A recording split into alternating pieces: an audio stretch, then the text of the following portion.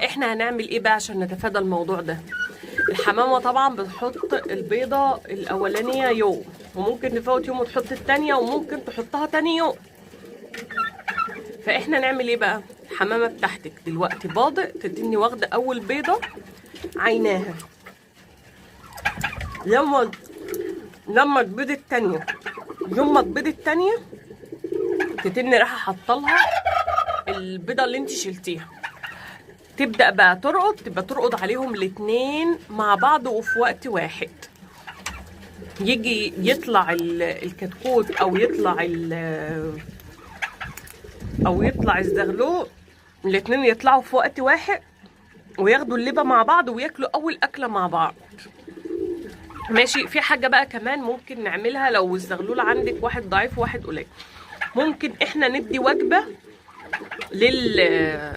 ناكله عليقه، تجيبي عليقه وتحط عليها شويه ميه، نص رغيف عيش وشويه عليقه من بتاعتنا اللي هي 21 دي او 19 براحتك، الناعمه او الخشنه او الوسط عادي خالص،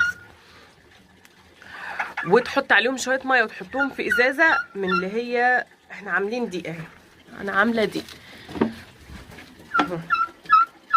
شفت اللي هي بتاعت الصابون اهي، وبنحط لها خرطوم في البوز ده، البوز اللي هو الصغير ده بتني حاطه لها خرطوم صغير، في مدخله فيه خرطوم اللي هو الرفيع اللي هو بتاع الصابون برضو، او بتاع بخاخه الصابون، او سرنجه عاديه خالص زي دي بس اللي هي بتاعت العجول الكبيره خالص، السرنجه الكبيره هبقى اوريها لكم في فيديو مره مع بعض، او يعني بتبقى دي كبيره اللي هي بتاعت العجول اللي هي تقريبا 20 سنتي دي، وبتسحبي بيها وتيجي تحطي في بق الزغلول اللي هو الايه، تاكلي الزغاليل بتاعتك، بيروح الزغلول بسم الله ما شاء الله عليه.